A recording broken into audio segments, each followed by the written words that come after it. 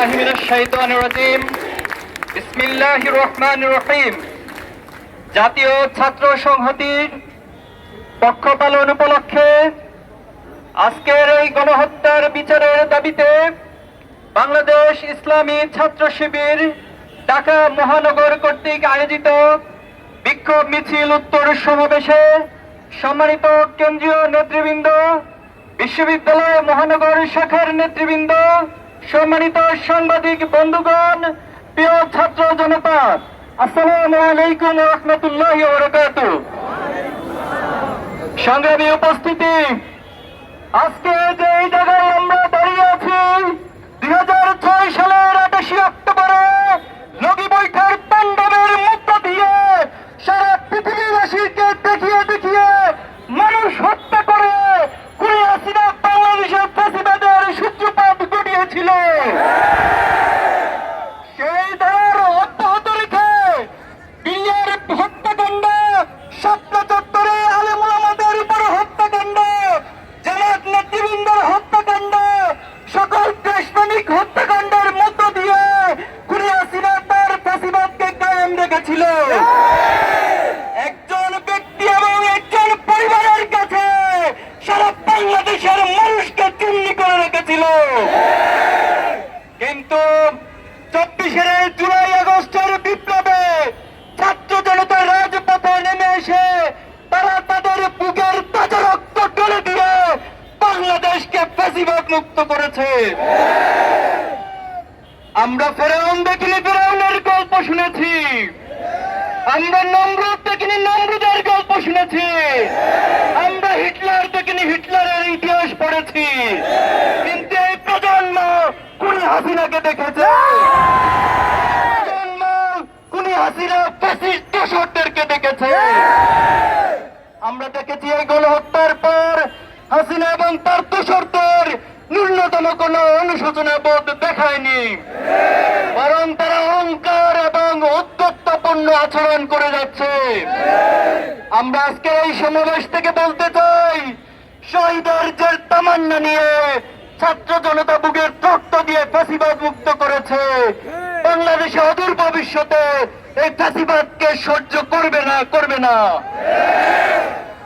সংগ্রামী উপস্থিতি, বিভিন্ন মাধ্যমে ফ্যাসিবাদ ষড়যন্ত্রের চেষ্টা করে যাচ্ছে। আজকে ছাত্র সমাজের যে বিপ্লব, এই বিপ্লবকে বিতর্কিত করার জন্য তারা ষড়যন্ত্র করে যাচ্ছে। সম্প্রতি শিক্ষা প্রতিষ্ঠানগুলোতে ছাত্র সমাজের কাছে এই ষড়যন্ত্রের মাধ্যমে এক ধরনের বিদ্বেষ এবং কনফ্লিক্ট তৈরি করে দিচ্ছে। আমরা ছাত্র সমাজকে এই সমস্ত ষড়যন্ত্রের বিষয়ে সতর্ক থাকার জন্য আহ্বান জানাবো। সরকারের প্রতি উদাত্ত আহ্বান জানাতে চাই, আপনারা রক্তের উপর দাঁড়িয়ে আছেন। আপনারা যে চেয়ারের উপর বসেছেন, সেই চেয়ার আবু সাঈদ এবং শহীদদের রক্তের উপর বসে আছে। এই চেয়ারে বসে ফ্যাসিবাদের পক্ষে যদি কোনো ধরনের কার্যক্রম পরিচালনা করেন, এই ছাত্র জনতা তার উত্তম জবাব দিবে। আপনারা অতি দ্রুত বিচারের ব্যবস্থা গ্রহণ করুন। বিচারের ধীরগতি লক্ষ্য করছি আমরা। সেই সাথে মামলা বাণিজ্যের মধ্য দিয়ে এক ধরনের দোষর নব্য ফ্যাসিস্ট আসামিদেরকে জামিন দেওয়ার তথ্য আমরা পেয়েছি। আমরা আবারও বলছি, ছাত্র জনতা কোনোভাবে বসে থাকবে না এই সমস্ত কার্যক্রম দেখে। সংগ্রামী উপস্থিতি, আজকে যে প্রজন্ম, এই প্রজন্মকে আপনারা বোকা ভাববেন না।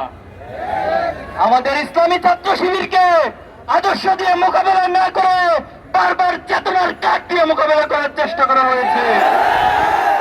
আমাদের প্রথম কেন্দ্রীয় সভাপতি শহীদ মীর কাসিম আলী ভাইকে, বাংলাদেশের এই রত্নকে তারা ফাঁসি দিয়ে বিচারিক হত্যাকাণ্ড ঘটিয়েছে। এই প্রজন্ম সেদিন বোমাকাণ্ডের মাধ্যমে সেটাকে সহ্য করেছে, কিন্তু আজকের প্রজন্ম আর এই সমস্ত চেতনার কাঠকে সহ্য করবে না।